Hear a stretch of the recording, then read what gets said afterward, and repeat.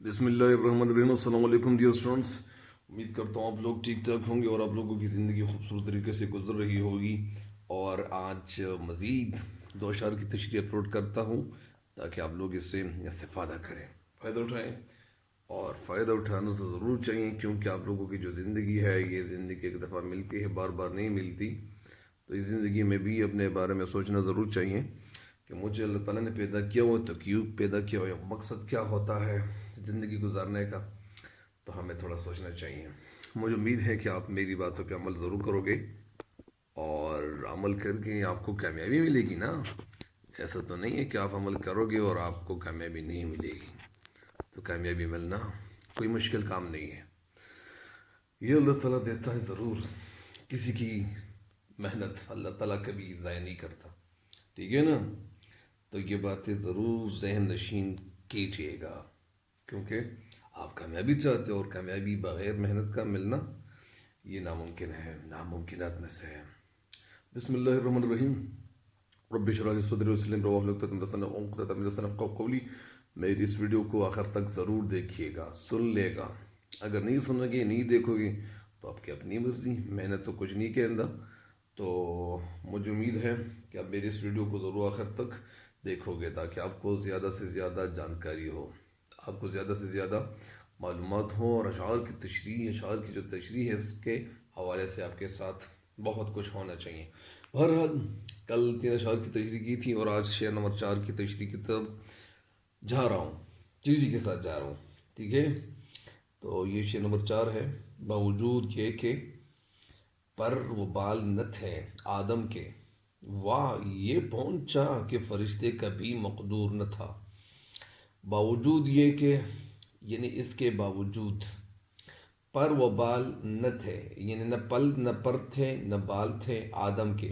आदम अलैहिस्सलाम से मुराद यहाँ पे हमारे प्यारे आकाए नामदार हबीबी के दिकार हज़रत मोहम्मद मुस्तफ़ा सल्लल्लाहु अलैहि वसल्लम मुराद हैं।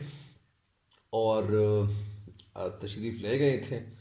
तो जैसे वो तशरीफ़ ले गए थे तो उनके न पर थे न बाल थे, लेकिन जब अल्लाह ताला किसी को चाहता है और अल्लाह ताला किसी को अपनी तरफ बुलाता है तो फिर तो कोई मुश्किल काम होता ही नहीं है। तो वह पहुंचा और हमारे प्यारे नबी सल्लल्लाहु अलैहि वसल्लम उस जगह तक पहुंचे कि फरिश्ते कभी मकदूर न था, मकदूर ताकत नहीं थी। ये नहीं, जब एक इंसान है वो ज़िंदगी गुजारता है, जिस तरह अल्लामा इकबाल रहमतुल्लाह की जगह कहते हैं कि खुद ही को कर बुलंद इतना कि हर तकदीर से पहले खुदा बंदे से खुद पूछे बता तेरी रज़ा क्या है। तो बावजूद ये कि इसके बावजूद पर बाल, पर को कह दें बाल, बाल को कह दें न थे आदम के, आदम आदम अलैहिस्सलाम, लेकिन यहाँ मुराद हमारे प्यारे नबी हज़रत मोहम्मद मुस्तफ़ा सल्लल्लाहु अलैहि वसल्लम है। वहाँ ये पहुँचा, वहाँ के मनी वहाँ ये पहुँचा, यानी हमारे प्यारे नबी वसल्लम पहुँच गए, तशरीफ़ ले गए कि फ़रिश्ते कभी, और फ़रिश्ता कौन था, हज़रत जिब्रील अलैहिस्सलाम थे, मकदूर न था, उनकी ताकत नहीं थी। हर चीज़, हर वो इंसान, हर परिंदा, वो अल्लाह ताला ने जिस कदर उनके अंदर ताकत रखी हुई होती है तो वो उसी के मुताबिक इस्तेमाल हो सकता है। इसी वजह से इस मिसरे का, इस शेर का जो इसकी नज़र है, ये कभी कभार ये अल्फाज सही नज़र नहीं आ रहे होते हैं, इंशाल्लाह आ जाएंगे, ऐसी कोई बात नहीं है। इस शेर की नसर कुछ यूँ है कि बाल बाल व पर न होने के बावजूद, नसर क्या है इस शेर की, नसर कुछ यूँ है कि पर और बाल न होने के बावजूद इंसान वहाँ पहुँचा, इंसान वहाँ पहुँचा जहाँ पहुँचने की फरिश्तों की ताकत नहीं थी। यानी जब इंसान अल्लाह ताला के बताए हुए ज़िंदगी, बताए हुए तरीक़ों पे ज़िंदगी गुजारता है और अल्लाह ताला के अहकाम पे ज़िंदगी गुजारता है तो क्या वो नहीं पहुँचेगा? क्या उनके साथ अल्लाह की मदद शामिल नहीं होगी? तो ऐसा तो हो ही नहीं सकता। इस शेर की तशरीह की तरफ बढ़ रहा हूँ। इस शेर में शायर कहना क्या चाहते हैं? इस शेर में शायर कहना ये चाहते हैं कि इंसान की जो अज़मत है, जो बुलंदी है और जो मर्तबा है, इस बुलंदी और मर्तबे को अपने सामने रखते हुए शायर कहते हैं कि अल्लाह ताला ने इंसान को अशरफुल मखलूक़ात पैदा किया है और उसी कायनात की तमाम मखलूक़ात, जितनी भी जो मखलूक़ात है, चाहे वो जानवर है, चाहे वो जानदार है, चाहे परिंदे हैं, चाहे जो भी है, تو ان پہ اللہ تعالیٰ نے اس انسان کو اولیت دی ہوئی ہے، اولین ہے، اولیت دی ہوئی ہے، بلندی اور اعلیٰ مقام اس انسان کو اللہ تعالیٰ نے عطا کیا ہوا ہے۔ اور وجہ یہی ہے کہ ظاہری جو اسباب ہے، ظاہر اسباب کیا، یعنی پر اور بال نہ ہونے کے باوجود انسان اس جگہ تک پہنچ سکتا ہے جہاں پر اور بال بالکل نہ ہوں، اور وسائل رکھنے کے باوجود فرشتوں کی پہنچ نہ تھی۔ مطلب اس کا یہ تھا کہ حضرت جبرائیل علیہ السلام کے پر بھی تھے اور بال بھی تھے، لیکن وہ ان کی جو طاقت تھی اور جو اللہ تعالیٰ نے استطاعت اور صلاحیت رکھی ہوئی تھی، تو وہاں ان کی صلاحیت بھی کام نہیں آ رہی تھی۔ وجہ کیا ہوتی ہے؟ یہ جو شعر ہے تو یہ اس شعر میں صنعتی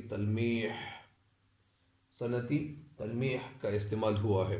اگر تلمیح کر لوں تو تلمیح کے معنی عین کے ساتھ وہ اس شعر کو کہتے ہیں۔ تلمیح یہاں میں لکھتا بھی ہوں، تلمیح عین کے ساتھ جب وہ ہو تو وہ اس شعر کو کہتے ہیں جس کا ایک مصرع ایک زبان کا اور دوسرا مصرع دوسری زبان کا، تو اس کو صنعتی تلمیح کہتے ہیں۔ اور تلمیح حلوہ، تو حلوہ حطوی، تو یہ جو تلمیح ہے یہ اس شعر کو کہتے ہیں جس میں کسی تاریخی واقعے، کسی صحابی یا کسی ایسی شخصیت کا ذکر ہو، تو اس شعر کو ہم کیا کہیں گے؟ صنعتی تلمیح۔ لیکن یہاں پہ کس شخصیت کا ذکر کیا گیا ہے؟ ہمارے پیارے نبی حضرت محمد مصطفیٰ صلی اللہ علیہ وسلم کا۔ تو یہاں پہ اس شعر میں صنعت تلمیح استعمال کی ہوئی ہے شاعر نے، اور اس میں اس مشہور تاریخی واقعے کی طرف، یعنی جو معراج کا واقعہ تھا، اس طرف شاعر نے اشارہ کیا ہے۔ جب ہمارے پیارے نبی صلی اللہ علیہ وسلم 27 رجب کو، رجب المرجب جو مہینہ تھا، اس مہینے میں حضرت جبرائیل علیہ السلام کے ساتھ اور مکہ مکرمہ سے جو بیت المقدس اور پھر بیت المقدس سے سدرۃ المنتہا تک کا جو سفر کیا تھا، تو سدرۃ المنتہا پہنچنے پر حضرت جبرائیل علیہ السلام نے آگے جانے سے کیا کر لی؟ معذرت کر لی، عذر کیا کہ یار میں تو آگے نہیں جا سکتا ہوں، کیونکہ ان کے بقول، ان کی زبانی، ان کے بقول آگے بڑھنے کی صورت میں ان کے بال اور پر جل کر راکھ ہو جائیں گے، ختم ہو جائیں گے، جل جائیں گے۔ چنانچہ اس وجہ سے سدرۃ المنتہا سے آگے حضور صلی اللہ علیہ وسلم اکیلے اللہ تعالیٰ سے ملاقات کرنے کے لیے تشریف لے گئے۔ تو یہی ایک بات ہوتی ہے کہ یہاں پہ جبرائیل علیہ السلام کی جو طاقت تھی وہ جواب دے گئی تھی، اور ان کے بالوں پر جو تھے جلنے کا خطرہ تھا، اس وجہ سے حضرت جبرائیل علیہ السلام اوپر تشریف نہیں لے گئے، اور ہمارے پیارے نبی حضرت محمد مصطفیٰ صلی اللہ علیہ وسلم کو اللہ تعالیٰ نے بلایا اور تشریف وہ لے گئے، اور صلی اللہ علیہ وسلم اور اللہ تعالیٰ کی ملاقات سے جو تھے وہ مشرف ہوئے، اللہ تعالیٰ سے ملاقات کی۔ اور اس واقعے سے انسان کی جو عظمت ہے، جو بلندی ہے اور جو مرتبہ ہے، وہ ہمیں پتہ چلتا ہے کہ انسان کو اللہ تعالیٰ نے کتنا بڑا مرتبہ عطا کیا ہوا ہے۔ یعنی جس طرح ایک جگہ عالم اقبال رحمۃ اللہ علیہ کہتے ہیں کہ ان کے بہت خوبصورت اشعار ہے، وہ ایک جگہ کہتے ہیں، اپنے مسلمانوں کو مخاطب ہو کر کہتے ہیں کہ نہیں ہے نا امید اقبال اپنی کشتی ویرا سے، نہیں ہے نا امید اقبال اپنی کشتی ویرا سے، ذرا نم ہو تو یہ مٹھی بہت زرخیز ہے ساقی۔ یہ لفظ بڑی نہیں ہے، یہ بہت ہے، کیونکہ میں نے اپنے ایک پروفیسر صاحب جو تھے، ہمارے ٹیچر تھے، ہمارے استاذ تھے، تو میں نے محترم سے پوچھا کہ سر یہ شعر جو ہے اس میں بڑی کا لوگ ذکر لاتے ہیں اور کہتے ہیں کہ یہ بڑی زرخیز ہے، تو وہ کہنے لگے کہ جہاں تک میرا مطالعہ ہے، وہ اقبالیات پڑھاتے ہیں ہمیں اور پڑھا رہے تھے، تو وہ کہہ رہے تھے، انہوں نے جواب دیا کہ جہاں تک میرا مطالعہ ہے، تو اس میرے مطالعے کے مطابق یہ لفظ کیا ہے؟ بہت ہے، اور کتابوں میں بھی بہت ہے، لیکن یہ لوگوں نے اپنے آپ سے بنا کے بڑی کا ذکر یہاں کیا ہوا ہے، یہ بڑی بالکل ہے ہی نہیں، تو یہ غلط ہے۔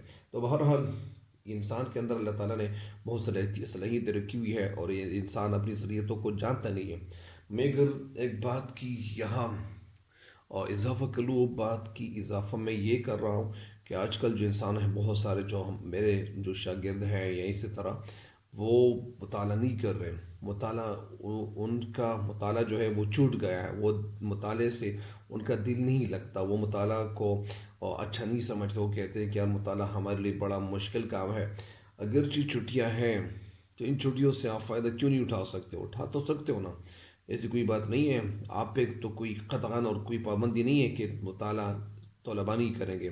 تو آپ کے پاس آج کل انٹرنیٹ کی سہولتیں موجود ہیں، کتابوں کی سہولتیں موجود ہیں، لیکن جو تڑپ تھی لوگوں کے اندر، وہ تڑپ اور بے چینی جو طالب علم کے اندر ہوتی تھی، وہ بے چینی آج کل دکھائی نہیں دے رہی۔ تو مجھے امید ہے کہ آپ ان باتوں پہ عمل ضرور کرو گے، اور اگر آپ محنت کرو گے، محنت کرے انسان تو کیا ہو نہیں سکتا، وہ کون سا عقدہ ہے جو وہ ہو نہیں سکتا؟ ہمت کے انسان تو کیا ہو نہیں سکتا؟ جب ایک انسان ہمت کرے تو وہ کون سا مشکل کام ہوگا جو ہو نہیں سکتا؟ اور وہ کون سا عقدہ ہے، عقدہ گرا، وہ کون سا عقدہ ہے، یعنی ایسی کون سی رکاوٹ ہے جو واہ ہو نہیں سکتا؟ واہ، واو الف، واہ ہو نہیں سکتا، یعنی وہ کھل کیوں نہیں سکتا؟ مطلب اس کا یہ ہے کہ ہر کام جو ہے وہ آسان ہے، لیکن اس کے لیے محنت کرنا، وہ محنت کرنا تھوڑی سی مشکل کام لوگوں کے لیے لگتا ہے، لیکن محنت کرنا کوئی مشکل کام بھی نہیں ہے۔ بہرحال اگلے تشریح کی طرف بڑھتے ہیں۔ دوسرا شعر ہے آج کا: پرورش غم کی تیرے یاد تئی، یہ لفظ کیا ہے؟ تئی، تو کی دیکھا، کوئی بھی داغ تھا سینے میں کہ ناسور نہ تھا۔ پرورش غم کی تیرے یاد تئی، یا کے معنی یہاں، تئی کے معنی تک، تو کی دیکھا، پرورش غم کی تیرے، یعنی میرے تیرے غم کی پرورش کی، غم کو دل میں اچھالا، غم کو دل میں رکھا۔ تو میں نے غم کو دل میں کیوں رکھا؟ کوئی وجہ تو ہو سکتی ہے نا، کوئی بھی داغ تھا، اور میرے دل پہ جو بھی داغ لگتا تھا سینے میں، میرے سینے میں، میرے دل میں، کہ ناسور نہ تھا، لیکن وہ ناسور نہیں تھا، لیکن وہ میرے دل میں جو داغ تھے وہ داغ بنتے بنتے آگے، اور اس میں اضافہ ہوتا ہوتا گیا، اور وہ جو داغ تھے میرے سینے میں وہ ناسور قسم کی ایک چیز بن گئی، اور وہ ناسور بن گیا۔ اور ناسور وہ بیماری جس کا علاج نہ ہو، یعنی جس طرح کینسر۔ بہرحال اس شعر کی جو نثر ہے وہ کچھ یوں ہے، شاعر کیا کہنا چاہتے ہیں؟ اس کی نثر کچھ یوں ہے کہ پرورش غم کی، اچھا میں وہ ایک شعر بھول گیا، وہ شاعر الطاف زنہاری کی جو نظم ہے وہ کہتے ہیں: فرشتے سے بڑھ کر ہے انسان بننا، مگر اس میں لگتی ہے محنت زیادہ۔ فرشتے سے بڑھ کر ہے انسان بننا، مگر اس میں پڑتی ہے محنت زیادہ۔ اور یہ جو 8ویں کلاس کی جو کتاب ہے اردو کی، اس میں یہ نظم شامل ہے۔ بہرحال اگلے شعر کی تشریح کی طرف بڑھتے ہیں۔ پرورش غم کی تیرے یاد تئی کی، تئی تو کی دیکھا، کوئی بھی داغ تھا سینے میں اگر کہ ناسور نہ تھا۔ ناسور کے معنی کیا ہے؟ ناقابل علاج زخم، وہ بیماری جس کا علاج نہ ہوتا ہو۔ اور تئی کے معنی میں نے بتا دیے۔ اور اچھا، اس شعر کی نثر کچھ یوں ہے کہ تیرے غم کی پرورش اس حد تک کی، تیرے غم کی پرورش اس حد تک کی، جب میں نے سینے کو دیکھا تو تیرے غم کے داغ ناسور بن گئے تھے۔ یعنی مطلب اس کا یہ ہے کہ میں نے تیرے غموں کو اپنے دل میں رکھا، اور تیرے غموں اور تجھ سے، تیری طرف سے جو مجھے غم ملتے تھے اور میرے دل کو جو داغ ملتے تھے، تو وہ داغ جمع جمع ہو کر وہ سینے میں، وہ جمع ہو کر وہ داغ جو تھے وہ ناسور قسم کی بیماری بن گئی تھی۔ بہرحال اس شعر کی تشریح کی طرف بڑھتے ہیں۔ اس شعر کی تشریح کچھ یوں ہے کہ میرے محبوب، جس طرح تو مجھے پیارا اور عزیز ہے، تو جس طرح میرے دل کی دھڑکن ہے، اسی طرح تیرے ہاتھوں سے ملنے والے غم بھی میرے لیے بڑے اچھے ہوتے ہیں، بڑے خوبصورت ہوتے ہیں، مجھے پیارے ہوتے ہیں۔ یعنی تجھ سے جس طرح تیرے ساتھ میں پیار کرتا ہوں، محبت کرتا ہوں، تو اسی وجہ سے اس طرح تجھ سے مجھے جو تکلیف پہنچتی ہے وہ تکلیف بھی میرے لیے بڑی پیاری ہوتی ہے۔ تجھ سے دل لگانے اور محبت کرنے کے بدلے میں مجھے جتنے بھی غم ملتے ہیں، یعنی میں جو تیرے ساتھ محبت کرتا ہوں، تو اس محبت میں جتنے غم کیوں مجھے نہ ملے، میں ان غموں کو برداشت کرتا رہوں گا، میں دل و جان سے ان کی پرورش اور لک آفٹر کرتا رہوں گا، نگہداشت کرتا رہوں گا، دیکھ بھال کرتا رہوں گا، ان غموں کی آبیاری کرتا رہوں گا، ان کی گروتھ کرتا رہوں گا۔ کہاں کرتا رہوں گا؟ کرکٹ میدان میں تو نہیں، دل میں کرتا رہوں گا۔ تو دل تو اتنا بڑا نہیں ہوتا کہ یہ غموں کو برداشت کرتے جائیں، یہ تو کوئی معمولی کام تو نہیں ہوتا، لیکن کبھی کبھار شعراء جو ہوتے ہیں وہ ایسے اشعار میں کبھی استعارے کبھی کنائے ان باتوں میں لوگوں کو الجھا کر وہ ہلا کے رکھ دیتے ہیں۔ بہرحال یہاں تک شاعر کہتے ہیں کہ میں ان غموں کو پرورش کروں گا اپنے دل میں، تو یہاں تک ان غموں نے ایسے داغوں کی شکل اختیار کر لی۔ ظاہری بات ہے کہ جب آپ غموں کو اپنے دل میں برداشت کرنے کی کوشش کریں گے اور جب دل میں برداشت ختم ہو جائے اور دل وہ کمزور پڑنا لگ جائے تو پھر ظاہری بات ہے کہ وہ غم اور وہ جو داغ مجھے ملتے تھے تو ان غموں نے ایسی داغوں کی شکل اختیار کر لی اور وہ داغ اتنے بڑھ گئے جو خراب ہو کر وہ میرے لیے ناسور بن گئے۔ ناسور مطلب انہیں ایک ایسی بیماری کی شکل اختیار کر گئی اور وہ داغ اختیار کر گئے، ایسی بیماری کی شکل اختیار کر گئے کہ یہ بیماری میرے لیے لا علاج ہے اور میں اس بیماری کا علاج نہیں کر سکتا ہوں، اور اس بیماری کا علاج کس چیز سے کیا جا سکتا ہے مگر اس کے باوجود ان داغوں کو تیرا تحفہ سمجھ کر میں سینے سے لگائے ہوئے بیٹھا ہوں، یعنی اس کے باوجود میں تیرے غموں کو برداشت کرتا رہا ہوں اور برداشت کرتا کیوں رہا ہوں اور علاج کرنے کے بجائے ان کی پرورش کر رہا ہوں، یعنی میں علاج نہیں کرتا۔ علاج کس چیز سے کیا جاتا ہے؟ علاج محبت کی باتیں کرنے سے کیا جا سکتا ہے، لیکن شعر کہتے ہیں کہ میں تیرے ساتھ جب باتیں کروں گا تو میرے دل کو تسلی ملے گی اور میرا علاج تھوڑا بہت ہو جائے گا، لیکن جب میں تیرے ساتھ ملاقات کروں گا، تیرے ساتھ ملوں گا، تیرے ساتھ پیار محبت کی باتیں کروں گا، عشق پتنگیں اڑانے کی کوشش کروں گا تو میرے دل کو سکون ملے گا اور کچھ نہ کچھ میری بیماری ٹھیک ہو جائے گی۔ بہرحال شاعر کہنا یہی چاہتے ہیں۔ اس شعر کے ساتھ ریلیٹڈ ایک شعر ہے کہ یہ نشان عشق ہے جاتے نہیں، یہ نشان عشق ہیں جاتے نہیں، یہ نشان عشق ہیں جاتے نہیں، داغ چھاتی کے عبث دھوتا ہے کیا، داغ چھاتی کے عبث دھوتا ہے کیا۔ اس شعر کی تشریح مکمل ہو گئی۔ شعر میں شعر کہنا یہ چاہتے ہیں کہ میرے دل میں جو داغ ہیں اور یہ داغ مجھے ملتے ہیں تو یہ اچھی بات ہے، اور یہ داغ ایسی شکل اختیار کر گئے ہیں کہ ایک بڑی بیماری کی شکل اختیار کر گئے ہیں، اور یہ بڑی بیماری کس چیز سے ختم ہوتی ہے؟ وہ محبوب کے ساتھ ملاقات کرنے سے۔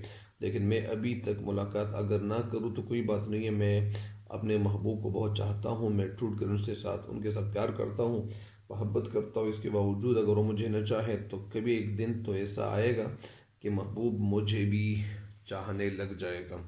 تو اچھا، یہ ان کو پکا یقین ہے اور امید ہے کہ محبوب مجھے ایک نہ ایک دن اپنا بنانے کی کوشش ضرور کرے گا۔ بہرحال اس شعر کی تشریح مکمل ہو گئی ہے۔ اگلے شعر کی تشریح کی طرف بڑھتے ہیں۔ محتسب آج تو میں خانے میں تیرے ہاتھوں، دل نہ تھا کوئی کہ شیشے کی طرح چور نہ تھا۔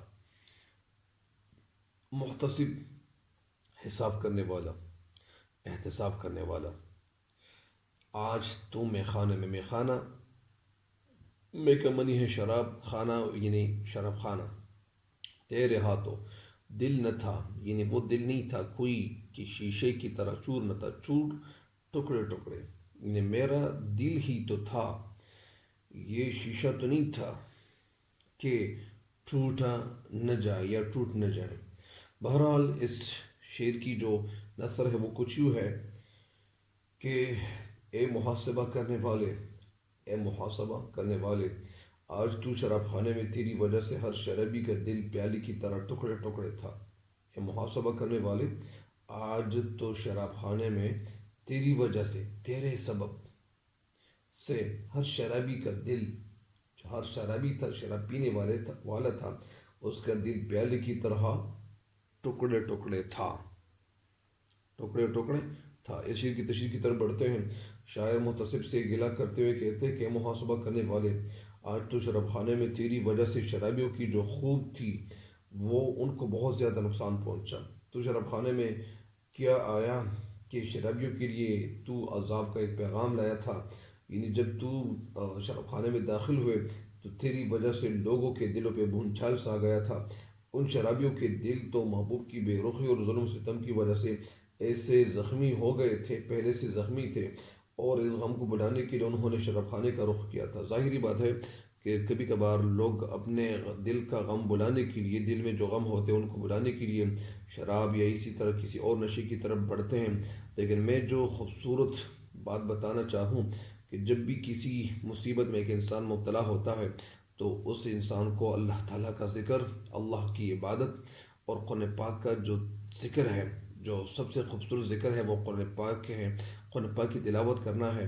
تو اسی وجہ سے جو بھی انسان کو تکلیف پہنچتی ہے تو نوافل کی طرف، نماز کی طرف اور ساتھ ساتھ قرآن پاک کی تلاوت کی طرف انسان کو جانا چاہیے۔ پھر کسی بھی ٹینشن کو، کوئی بھی ٹینشن تیرے دماغ پہ سوار نہیں ہوگی، اللہ کے فضل و کرم سے کبھی دباؤ کے شکار کوئی بھی انسان نہیں ہوگا انشاءاللہ۔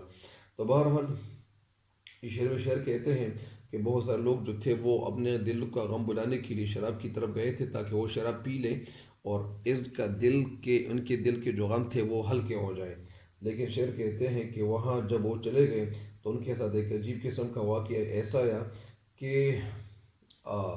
انہوں نے شراب خانے کا جب رخ کیا تھا اور وہ وہاں چلے گئے تھے اور اوپر سے تیری آمد نے جلدی پر تیل کا کام کیا، یعنی محتسب، یعنی محبوب کی طرف اشارہ کرتے ہیں کہ محبوب تیری گالی اور سزا سے ان شرابیوں کے دل شراب کے پیالی کی طرح ٹکڑے ٹکڑے ہو گئے۔ کیا تجھے معلوم نہیں تھا کہ کسی کا دل توڑنا جرم عظیم ہے؟ یقین تو اس جرم عظیم کا مرتکب ہوا ہے جس کی سزا تجھے مل رہے گی۔ مطلب اس کا یہ ہے کہ شاعر اس شعر میں بہت خوبصورت بات کی طرف اشارہ کرتے ہوئے کہتے ہیں کہ آج جو بہت سارے لوگ جو تھے وہ شراب خانے کی طرف گئے تھے، اور شراب خانے کیوں گئے تھے؟ اس شعر میں بتایا گیا ہے کہ شراب خانے میں شراب پینے والے میں نوشی سے لطف اندوز ہو رہے تھے، وہ شراب پی رہے تھے کہ اچانک محتسب ادھر آ نکلا۔ محتسب حساب کرنے والا وہاں آ نکلا، وہاں وہ موجود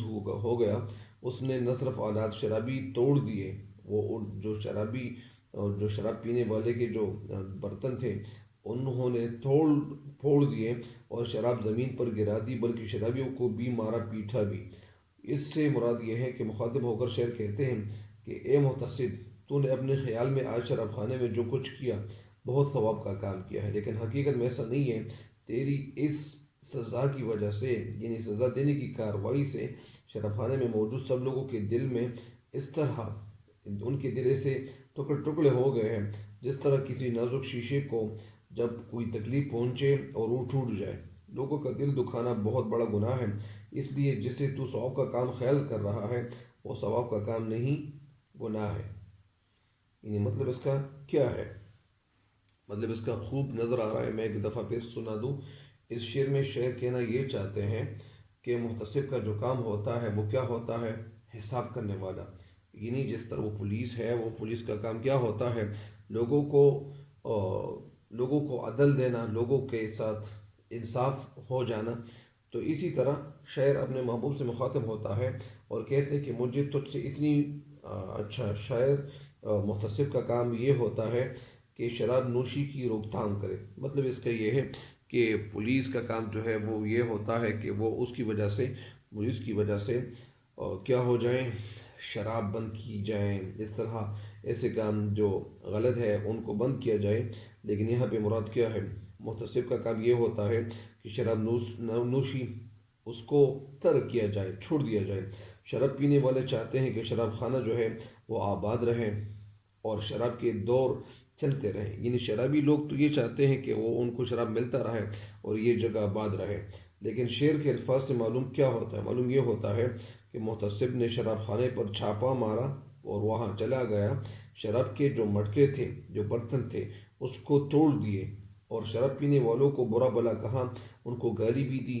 اور شاعر محتسب سے کہتا ہے کہ آج تو تیری وجہ سے سارے شرابی لوگ جو تھے وہ بہت پریشان تھے، ہر ایک کا دل وہ ٹکڑے ٹکڑے ہو گیا تھا، کیونکہ جب وہ شراب کے پیالے ان کے لیے بھرے جا رہے تھے ان کو تو نے توڑ ڈالا، ان شرابی برتنوں کو تو نے ختم کر لیا اور چکنا چور ہو گئے وہ سارے برتن۔ تو لوگوں کو شراب پینے سے تو منع نہیں کرتا کہ شراب پینے والے خوش رہیں، یعنی تو لوگوں کو شراب پینے سے منع نہ کرتا کہ شراب پینے والے خوش رہیں۔ اگر تو لوگوں کو شراب پینے سے منع نہ کرتا اور وہ منع نہ کرتا کہ یار بس یہ ان کو چھوڑ دے تاکہ یہ پیتے جائیں، تو دور زوال میں، یا اسی طرح شعر کہتے ہیں کہ زوال کے دور میں عام لوگ اسلامی اصول سے بہت دور ہو چکے تھے۔ اس کا مطلب یہ ہے کہ جب زوال مسلمانوں پہ، جب بھی مسلمانوں پہ زوال آتا ہے تو وہ اس لیے آتا ہے کہ مسلمان جو ہے وہ اپنے آقا، یعنی جو احکام ہے وہ نماز کا یا اسی طرح اور جو احکام ہیں ان کو بھول جاتے ہیں، اور جب ان احکام کو بھول جاتا ہے مسلمان تو پھر اس پہ دوسری قوم اللہ تعالیٰ ان کو مسلط کرتا ہے۔ تو اسی وجہ سے شاعر کہتے ہیں کہ دور زوال میں عام لوگ اسلامی اصولوں سے بہت دور ہو چکے تھے، یعنی یہ اصل میں خواجہ میرداد تصوف کے شاعر ہیں، اور اپنی غزل میں بہت خوبصورت بات انہوں نے بتائی ہوئی ہے، اور بات یہ بتائی ہوئی ہے کہ ہندوستان میں بہت سارے مسلمان جو تھے وہ شراب پیتے تھے اور شراب کے رسیہ تھے۔ کبھی کبھار ایسے لوگ بھی وہاں موجود تھے کہ وہ عورتوں کے کپڑے پہنتے تھے، ایسے بادشاہ وہاں موجود تھے کہ وہ عورتوں کے کپڑے پہنتے تھے اور وہ شعر و شاعری میں مستغرق اور غرق ہوتے تھے۔ تو اسی وجہ سے شاعر کہتے ہیں کہ مسلمان جو تھے وہ انہوں نے بھی شراب نوشی اختیار کی تھی۔ تو دور زوال میں عام لوگ اسلامی اصولوں سے بہت دور ہو چکے تھے۔ بہت سارے مسلمان جو تھے اس دور میں، یہی دور اردو غزل کے عروج کا ایک دور بھی تھا۔ اردو غزل کو ترقی مل گئی تھی، اور محمد شاہ رنگیلا کی شراب نوشی کی روایات جو تھی وہ بہت زیادہ تھی۔ محمد شاہ رنگیلا ایک بادشاہ گزرے ہیں، وہ شراب نوشی میں بڑے یعنی آگے تھے۔ یہی وجہ ہے کہ ساقی اور شراب خانہ اردو غزل کے لیے ایک روایتی مضامین کے طور پر استعمال کیا جاتا ہے۔ بہرحال اس شعر کی تشریح یہ ہے، ایک دفعہ پھر میں سناتا ہوں۔ اس شعر کی تشریح یہ ہے کہ محتسب آج تو میں خانے میں تیرے ہاتھوں، دل نہ تھا کوئی کہ شیشے کی طرح چور نہ تھا، یعنی اے حساب کرنے والے، جب شراب خانے کی طرف آیا اور شراب خانے میں لوگ مصروف تھے، وہ شراب پی رہے تھے، تو تم نے ان پیالوں کو اور ان کٹوروں کو، ان برتنوں کو توڑ ڈالا، اور جب تو نے ان برتنوں کو توڑ ڈالا تو ظاہری بات ہے کہ شراب تو وہ ان پیالوں میں موجود تھا، اور وہ پیالیاں جو تھیں وہ تم نے انڈیل ڈالی، ان کو انڈیلا، اور سارے شراب تم نے گرا لیے۔ تو جب وہ بہایا اور سارا شراب جو تھا وہ انڈیل چکے، تو پھر وہاں جو موجود لوگ تھے وہ شراب پینے والے، تو ان کے دل جو تھے وہ چور ہو گئے، ٹکڑے ٹکڑے ہو گئے، اس لیے کہ جب وہ شراب پی رہے تھے تو تم نے شرابی وہ ان کو تو نہ منع کیا، بلکہ ان کے پاس جو برتن تھے ان کو تو نے توڑ ڈالے۔ تو اس وجہ سے وہ بہت زیادہ خفا تھے، اور ظاہری بات ہے کہ وہ خفا ضرور ہوں گے کہ جب ان سے وہ پیالے بھی لیے جاتے ہیں، برتنوں کو بھی توڑ ڈالتے ہیں، تو ظاہری بات ہے کہ شراب، یہ محتسب کو شعر کہتے ہیں کہ اس طرح اگر تو نہ کرتا اور تو ان کے دل کا لحاظ رکھتا تو بہت اچھا ہوتا، لیکن تم نے ان کا حساب نہیں کیا، اور یہ اس کا حساب یعنی تمہیں اس کی سزا تمہیں ملے گی۔ کہاں ملے گی؟ قیامت کے دن۔ بہرحال یہ شعر کی تشریح مکمل ہو گئی ہے، مجھے امید ہے کہ اس شعر کی تشریح سمجھ آ چکی ہوگی۔ اگر پھر بھی نہیں آئی تو میں ایک دفعہ پھر آپ پوچھ سکتے ہو، پھر کمنٹ میں ضرور بتا دیں۔ آخری شعر ہے اس غزل کا: درد کے ملنے سے اب یار، اے یار برا کیوں مانا، برا کیوں مانا، اس کو کچھ اور سوا دید کے منظور نہ تھا۔ درد کے ملنے سے، اے یار یعنی اے یار تم نے درد کے ساتھ ملاقات کی، برا کیوں مانا، تم خفا کیوں ہو گئے۔ برا مانا جاتا ہے، کچھ لوگ کہتے ہیں کہ یار برا نہ مناؤ، تو برا نہیں منانا، خوشی منائی جاتی ہے، برا مانا جاتا ہے، برا نہ مانو، یہ جملہ ایسا ہونا چاہیے۔ اس کو کچھ اور سوا دید کے معنی دیکھنا، منظور نہ تھا، یعنی یہ بات منظور نہیں تھی۔ اس شعر کی جو نثر ہے وہ کچھ یوں ہے کہ شعر میں کہتے ہیں کہ اے میرے محبوب، تم نے درد کے ملنے کو پسند کیوں نہیں کیا، تم نے درد کے ساتھ ملاقات پسند کیوں نہیں کی، وہ تو صرف دیدار کے علاوہ اور کسی چیز کا طلبگار نہیں تھا، یعنی وہ تیرے ساتھ صرف ملاقات کرنا چاہتا تھا، وہ تیرے ساتھ ملاقات کرنے کے علاوہ وہ کچھ اور جو تھا وہ کسی اور چیز کا طلبگار نہیں تھا۔ تو یعنی وہ صرف ملاقات کا طلبگار تھا۔ اس شعر کی تشریح بہت خوبصورت ہے، اور اس شعر میں شاعر کہنا کیا چاہتے ہیں؟ اس شعر میں شاعر محبوب سے مخاطب ہو کر شعر کہتے ہیں کہ اے محبوب درد، شاعر کہتے ہیں درد، اس شعر میں کہنا یہ چاہتے ہیں کہ تو درد، تو تجھے صرف ایک نظر دیکھنے کی تمنا رکھتا تھا۔ یعنی درد شاعر جو ہے یہ اپنے محبوب کی طرف اشارہ کرتے ہیں، کہتے ہیں کہ درد تجھے ایک دفعہ ایک نظر سے دیکھنے کی کوشش کرنا چاہتا تھا، اور وہ تیرے ساتھ صرف ملاقات کرنا اس لیے چاہتا تھا کہ وہ تجھے ایک نظر دیکھے۔ اس کے علاوہ اس کے دل میں کوئی اور غرض چھپی ہوئی نہیں تھی، کوئی اور مقصد نہیں تھا۔ اس میں برا ماننے کی کوئی بات کون سی بات تھی؟ یعنی اس میں تو کوئی بری بات نہیں تھی۔ تیرے دیدار سے اس کے بے تاب دل کو، اس کے بے قرار دل کو تھوڑا سا سکون مل جاتا، تھوڑا قرار ہو جاتا، تو تیرا اس سے کون سا نقصان ہو جاتا تھا؟ یعنی تجھے تو نقصان نہیں پہنچنے والا تھا اگر تو ان کے ساتھ تھوڑا ملاقات کرتا اور وہ تیرا تھوڑا سا دیدار کرتا، تو تجھے وہ تیرا کیا بگاڑ لیتا؟ تو جو تو نے خواہش دیدار پر اس طرح اظہار ناراضی کا اظہار کیا، یعنی وہ تیرے ساتھ ملاقات اس لیے کرنا چاہ رہا تھا کہ وہ تجھے دیکھے، لیکن تم نے نہ صرف ملاقات کی، ملاقات بھی نہیں کی، اور ساتھ ساتھ تو برا مان گئے، تم خفا ہو گئے۔ تو اپنے چاہنے والے کی اس چھوٹی سی خواہش کا احترام کر لینا چاہیے تھا۔